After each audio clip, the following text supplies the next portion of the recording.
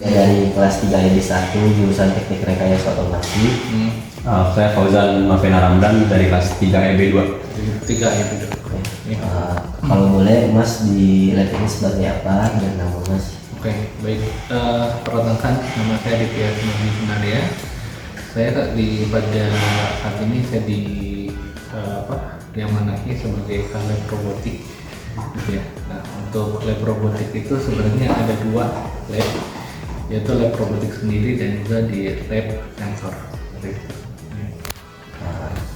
Langsung pertanyaan pertama aja ya Mas. Bagaimana sih kebijakan keselamatan di laboratorium ini diterapkan pada pengembangan pada lab sensor? Kebijakan yang kita anut pada untuk di lab robotik dan sensor, seperti biasa kita menekankan safety first ya, artinya keselamatan yang menjadi yang utama. Keselamatan di sini adalah keselamatan para penghuni labnya, dalam hal yang menggunakan lab, apakah itu dosen, PLP ataupun mahasiswa, dan juga keselamatan dari peralatan yang digunakannya. Izin tanya juga Mas. Mas kan sebagai penanggung jawab ya Mas.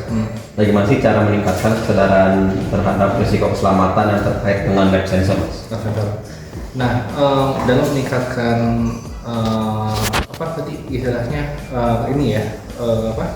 kesadaran mahasiswa.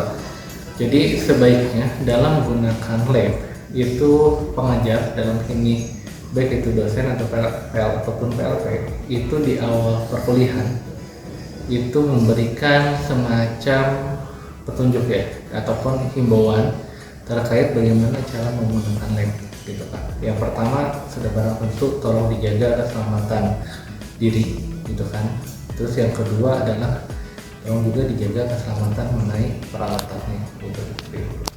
Jadi harapannya himbauan itu selalu diinformasikan atau diberikan di saat perkuliahan berlangsung. Ya. Terus ada nggak sih Mas tata letak laboratorium dan peralatan yang akan mempertimbangkan aspek-aspek keselamatan? Ya. Mungkin bisa dilihat ya di lab ini kita sudah menata bagaimana posisi dari meja praktikum, terus tempat peralatan gitu kan. Ini terus kemudian jarak antara meja dengan lemari. Kita sudah perhitungkan agar ketika dalam prosesnya itu bisa berjalan lancar, dan juga yang utama ya masalah keselamatan itu sendiri gitu kan. Lanjut Mas. Ya. Apakah di peralatan di laboratorium diperiksa secara berkala untuk memastikan keselamatan operasional? Ya, kalau baik.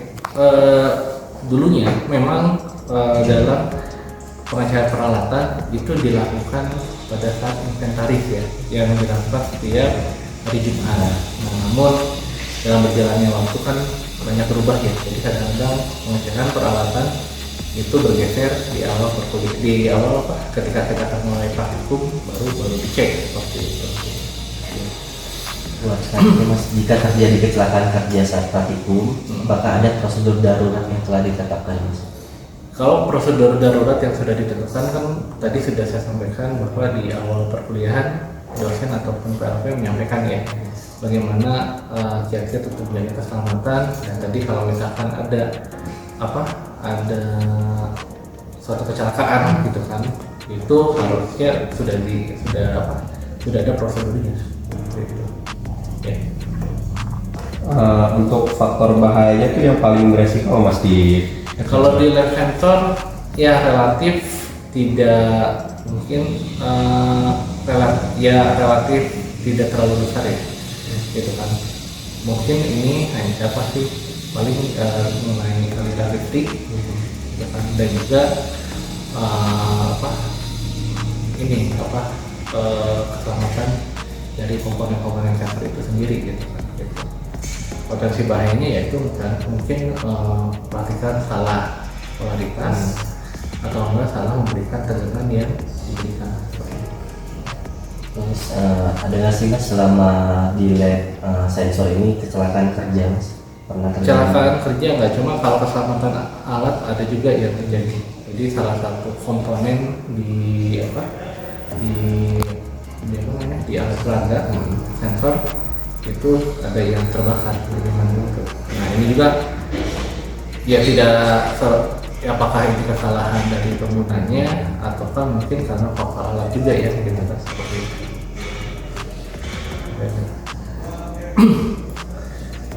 Oh, jadi pas kalau misalkan ada kecelakaan kerja di light sensor ada nggak sih penolongan pertolongan pertama jika ada kecelakaannya, Mas?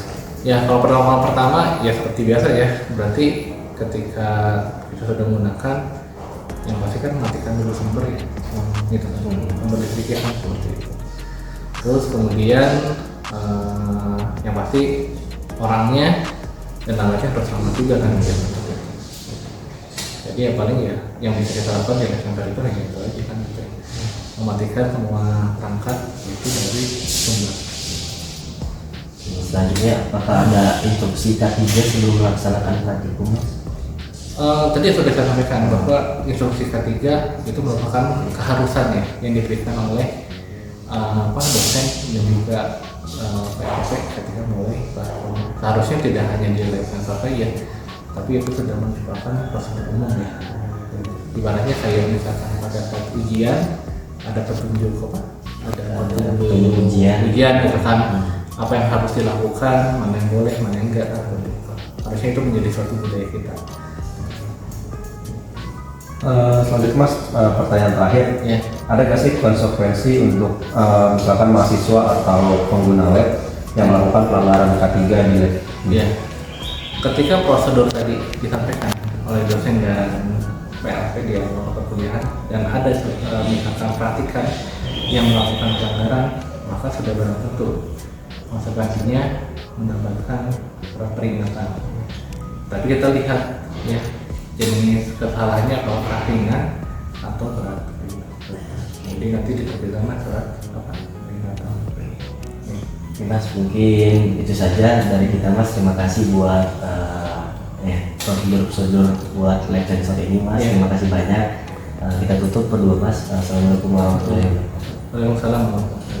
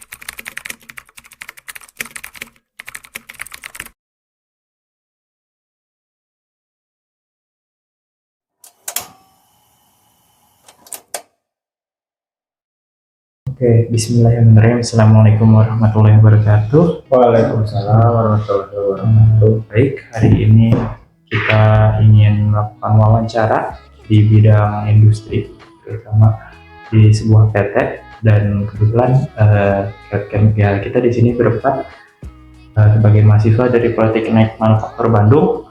Di sini ada saya Muhammad Arif Furqan dan teman saya di sini ada Fauzan, ada juga Fahri dan Ilyasa. Mungkin di sini ada salah satu narasumber yang akan kita wawancara ya, bisa perkenalkan diri Mas ya. Assalamualaikum warahmatullahi wabarakatuh. Saya Yayan dari PT Multiplatform System. Kalau bidangnya di sini sebagai apa? Kalau di sini sih bidangnya sih di bidang marketing, cuman lebih karena dulunya juga saya lulusan teknik industri, juga membahas K3, juga ngelihat juga kondisi di sini, jadinya ditunjuk buat mengikuti wawancara ini. Oke, baik. Mungkin kita selanjutnya langsung masuk ke bagian pertanyaannya untuk wawancara ketiga. Mungkin boleh dimulai. Mau siapa yang baik? Saya dulu.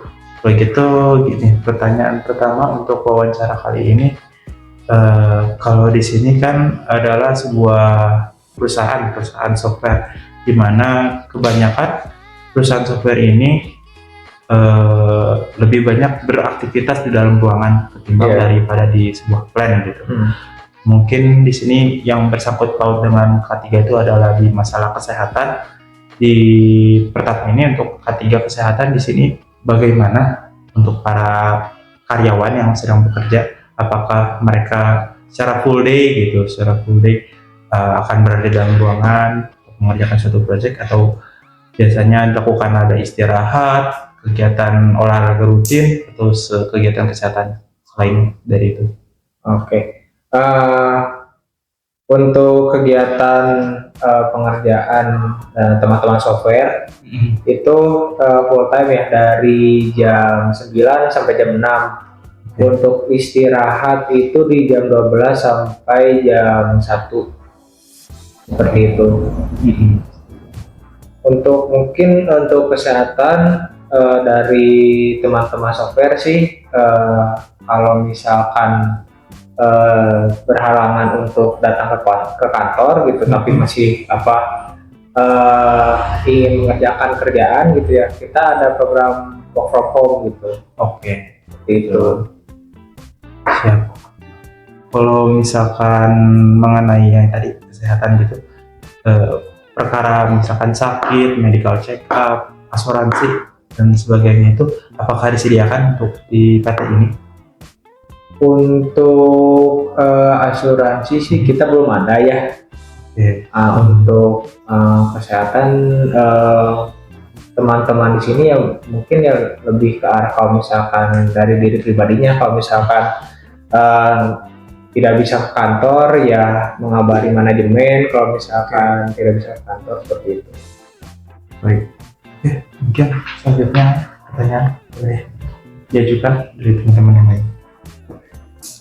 Kalau mau dilanjut, ini mungkin udah masuk ke mulai ke proyeknya ya.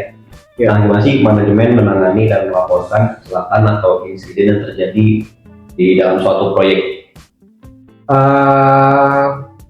Mungkin ini lebih ke komunikasi ke orang lapangannya ya. Orang lapangannya, kalau misalkan kalau kita sih sampai saat ini gitu ya, belum mengalami insiden kecelakaan kerja di lapangan. Tetapi kalau misalkan untuk komunikasi sih, kita kalau misalkan terjadi seperti itu ya langsung menghubungi manajemen gitu, untuk ditindaklanjuti seperti apa nanti di lapangannya gitu.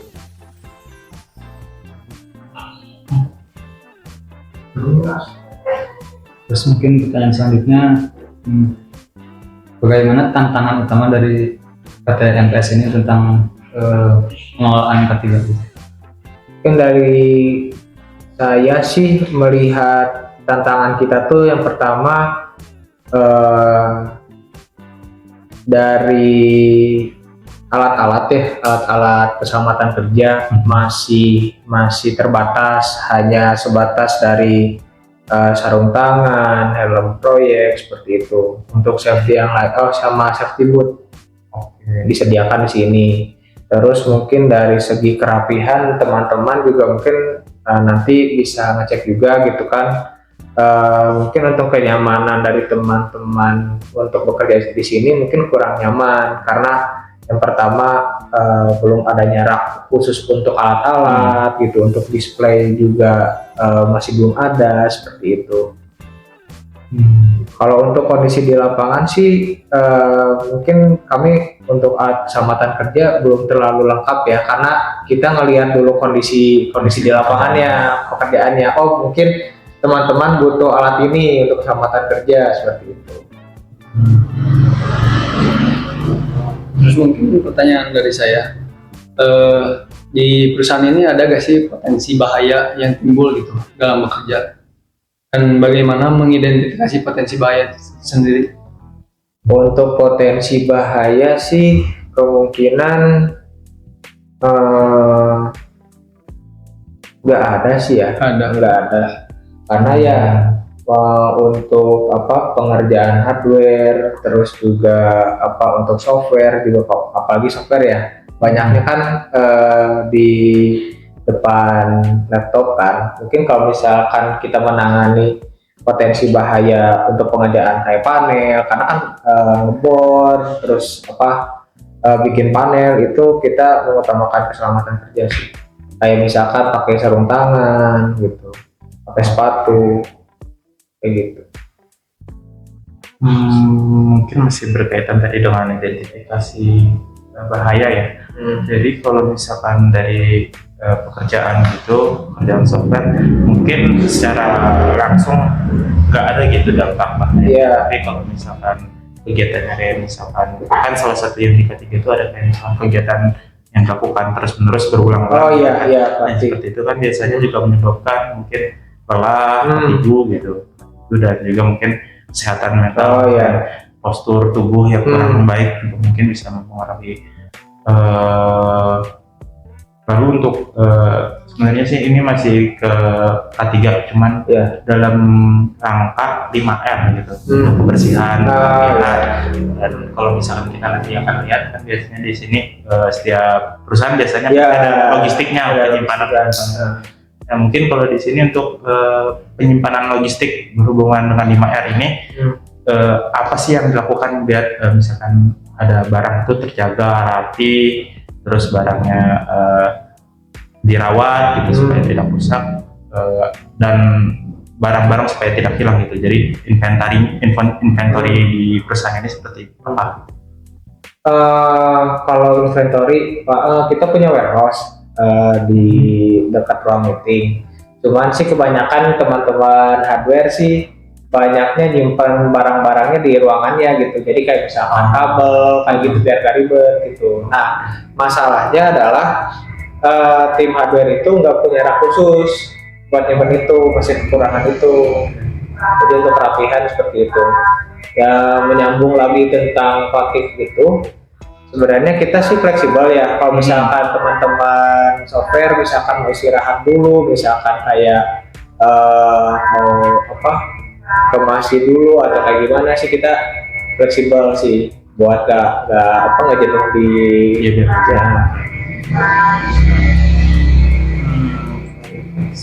Mungkin selanjutnya apakah ada pemeliharaan rutin dari hardware sama software? Kalau pemeliharaan rutin sih kita belum ada ya, kayak misalkan seminggu sekali, 2 bulan sekali sih kalau untuk itu. Paling kalau misalkan untuk alat-alat sih ya paling pengecekannya ya ininya aja sih, serusaknya aja sih gitu. Belum ada rutin harus berapa bulan sekali gitu kan, harusnya kan kayak gitu kan, kita dicek kayak gitu.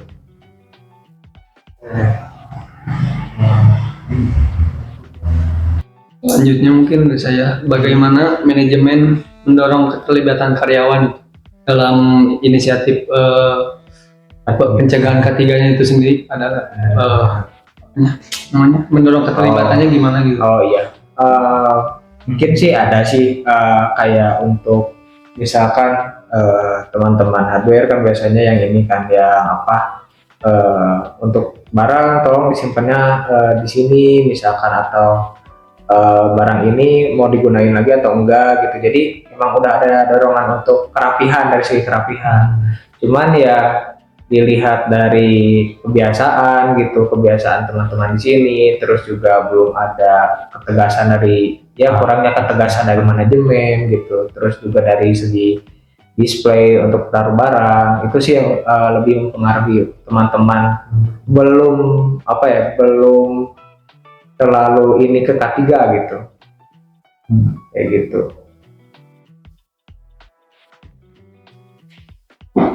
Mau dilanjut ya. Pastinya perusahaan akan terus berkembang. Jadi apa saja rencana untuk program ke depan untuk meningkatkan praktik keselamatan dan kesehatan di perusahaan ini? Mungkin yang pertama dari segi display ya. Untuk dari segi display agar kerapihan dari dari tempat kerjanya, terus juga dari segi kenyamanan juga ditingkatkan lagi. Dari alat-alat keselamatan kerja juga kami juga pengennya sih lebih banyak lagi gitu. Terus dari segi kesehatan juga teman-teman di sini juga diperhatikan seperti itu. Oke, mungkin untuk perakhiran pertanyaan ada tambahan lagi mungkin mengenai barang-barang apa saja gitu yang di sini yang dipakai gitu sehingga kami bisa menganalisa untuk resiko-resiko bahaya dari ini. Jadi pekerjaan apa aja yang dilakukan oleh para karyawan di sini Oke. untuk melakukan pekerjaannya. Oke, bisa mungkin dari segi alat sih kayak misalkan kalau bikin panel sih bor, Gerinda. seperti itu sih. Terus juga lebih ke pemasangan alat sih kita sih, pemasangan alat. Jadinya untuk tool sih cuma itu aja sih sebenarnya.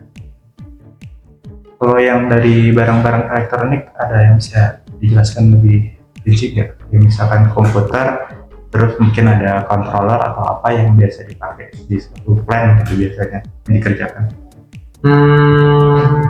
Kalau misalkan dari teman-teman hardware sih, dari teman-teman software hanya komputer aja, laptop masing-masing. Terus kalau misalkan dari hardware sih tergantung kondisinya, kayak misalkan pemasangan CT misalkan di trafo kayak gitu untuk wall monitoring. Terus juga pembuatan kayak panel kayak pembuatan ngebor panel gitu. Terus juga ya pemasangan kayak relay dan lain-lain gitu di panelnya seperti itu. Mungkin yang hardware, pengerjaan hardware kan tentunya pasti ada limbah gitu dalam pengerjaan hardware. Nah, bagaimana pengelolaan limbah di perusahaan ini untuk menjaga limbah itu agar tidak tercemar gitu? Kalau misalnya kita sih belum mengelola kayak sampah organik sama anorganik, jadi langsung digabungin aja gitu. Kayak gitu. Terus kalau misalkan pengerjaan panel biasanya ya untuk dari segi pembuangan limbah sih ya dikumpulin terus dibuang aja kayak gitu, digabung gitu untuk organik sama anorganik gitu. Udah. Mungkin kalau misalkan tidak ada pertanyaan lagi, saya tutup wawancara ini. Makasih banyak atas perhatiannya. Wassalamualaikum warahmatullahi wabarakatuh. Waalaikumsalam warahmatullahi wabarakatuh.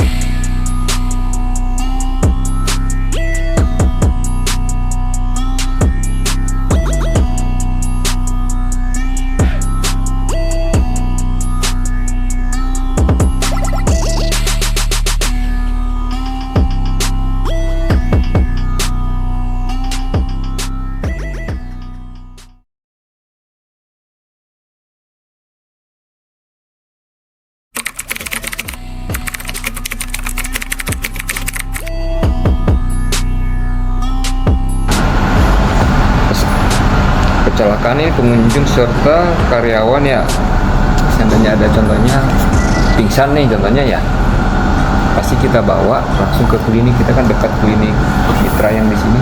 Ya. Iya, langsung ke situ.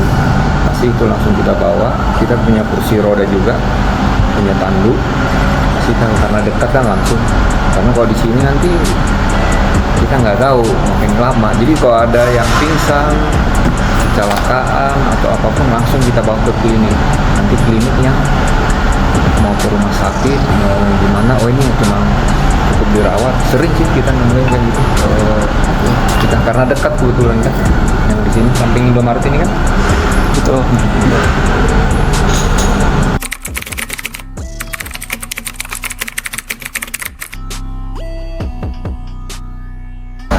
Kita kan kayak saya nih operasional, penanggung jawabnya kan saya. Ya. Pasti ke saya dulu, bagaimana nih tindakannya. Saya lapor ke GM kemana nih. Kalau untuk penanganannya, oh ini harus segera langsung bawa ke rumah sakit, ke klinik tadi kan. Ya. Kalau yang tadi Mas bilang, gimana cara penanganannya kan? Ya.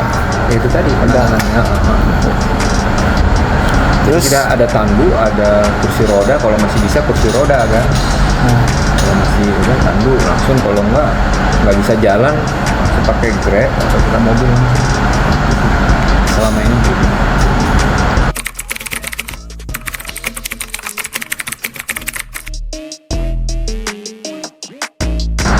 Kalau kita paling ngasih tahu aja, contohnya tangga darurat kita kemana, ya kan, jalur evakuasi kemana, pasti kita arahin.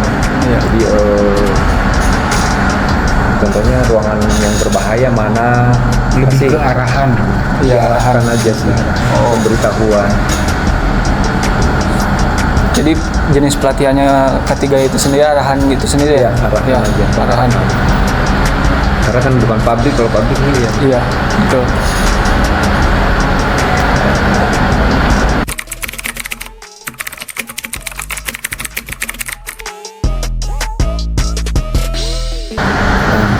Kalau insentif nggak ada sih, nggak ada. Cuman kita pasti ada pelatihan keselamatan kesehatan kerja kayak gitu kan. Iya. Ya, pasti ada, kita ngasih tahu. Makanya kita bikin strukturnya juga itu sama dengan kayak tanggap darurat juga. Ya, Jadi ada satgasnya gitu ya, untuk ada satgasnya. agar karyawannya itu terlibat Ya, gitu sendiri. terlibat, ya. Ada toolboxnya juga.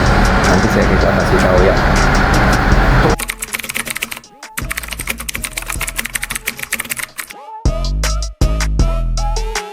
Masih ada. Kalau program di sini Mas, kita itu BPJS selalu Kesehatan. dikasih vitamin, kayak vitamin intinya kita rutin dikasih. Dan kalau kartu juga ada. Asuransi gitu ya. Asuransi kita pakai dua, ada BPJS Kesehatan sama dari swasta satu. Jadi kita punya dua. Ke Boromeus juga. Ada yang dari BPJS itu, tapi ada perusahaan BPJS juga bisa, sama karena kan nggak di cover Surya semua. Iya. Kalau negeri kan ada kurang lah gitu. Jadi karena ada ngeluh, owner kita itu udah bikin baru lagi satu rujukan, jadi penyakit-penyakit yang kritis. Yang tidak di cover gitu, Iya. jadi ke pihak Double. yang lain gitu. Iya. Iya betul. Kita punya dua asuransi kesehatan. Sama kacamata aja ya.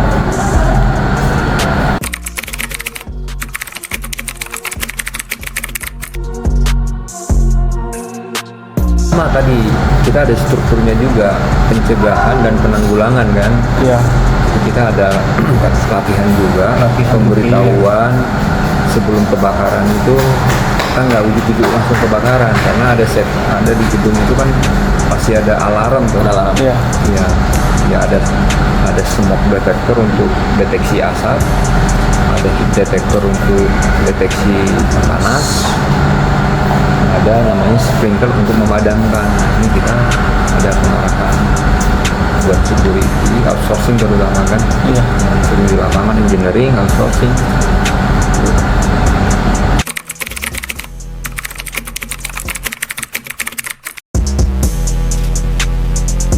Dari K3 itu ada setahun sekali itu pasti diperiksa semua, dari disnaker, dari damkar, Itu ada di semua jenis peralatan yang ada di gedung itu pasti diperiksa dengan baik internal juga, baik eksternal juga. Itu ada nanti keluar hasilnya apa aja. Tes sama dites juga berfungsi apa enggaknya semua peralatan ada.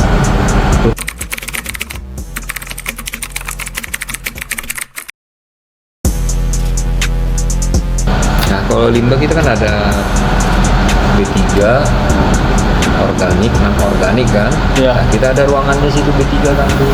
Itu ada tulisannya nanti kamu Iya. di fotonya. Ya, Nanti yang B3 paling ke sana. Ya. Kalau untuk non organik sama organik mah langsung ke ruang tempat penampungan sampah. Tapi kalau B3 ke sana. Karena ada standar DLHK kan. ini udah dapat penghargaan mas soal pengelolaan sampah terbaik.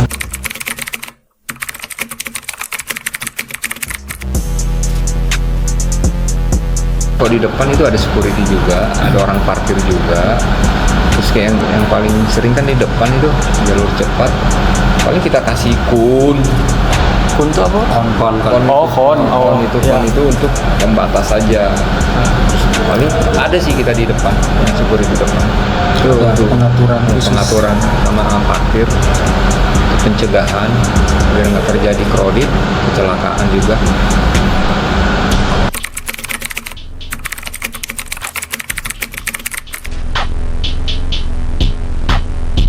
Kalau mengevaluasi kita paling habis contohnya kalau habis pemeriksaan kita evaluasi kan ada hasil kesimpulannya tuh. Iya. Dari hasil kesimpulan ya kita perbaiki. Jadi contohnya K3 itu kan hasil pengecekan contohnya K3 eskalator, K3 genset, K3 lift, kan itu ada ya. Dan kesimpulannya ya kita perbaiki sesuai sarannya aja.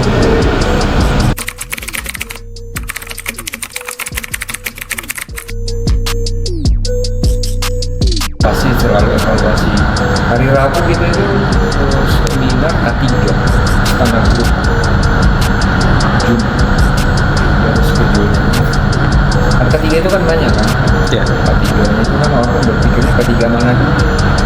K3 itu kalau bagian engineering enggaknya K3 keseluruhan ada, K3 untuk kesehatan masuk juga kan. Iya. Tapi secara global kita pasti saya tekankan itu K3 itu untuk tetap peduli K3, baik dari pemerintah juga memang kita ditekankan K3 terutama untuk safety baik karyawan maupun pengunjung, karyawan manajemen juga, karyawan toko, pengunjung. Itu tadi kalau kita yang menganalisa kan nggak independen kan, itu dari luar kan, pihak ketiga yang menganalisa. Dari hasil kesimpulan K3-nya, sarannya contohnya, terus kalau rok turun, ya tangan bisa masuk nih, bisa celaka, harus pakai pembatas. Kita bikin eskalator nih harus ada tanda-tanda dilarang bawa ini, juga kita pasangin di kiri, bobesnya. Kalau tong sampah organik ada di lobi dasar 2, ada itu organik, B3 ada di depan. Jadi nomor 2 ya.